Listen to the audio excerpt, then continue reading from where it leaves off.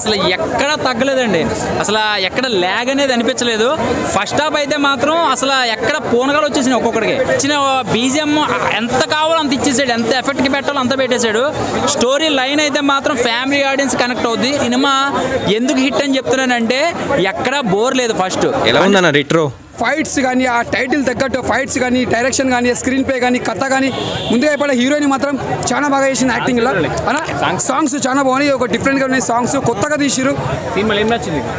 Fights చాలా బాగున్నాయి, fights elevations.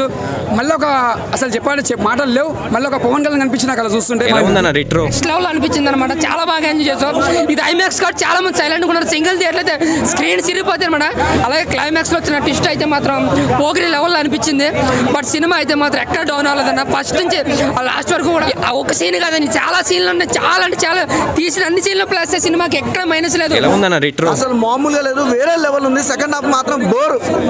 ఈ నాకు మొత్తం పడుకోబెట్టాడు. మామూలు నిద్రపోవచ్చు, ఏసీ వేస్తారు కాబట్టి చల్ల ఉంటుంది, నిద్రపోవచ్చు.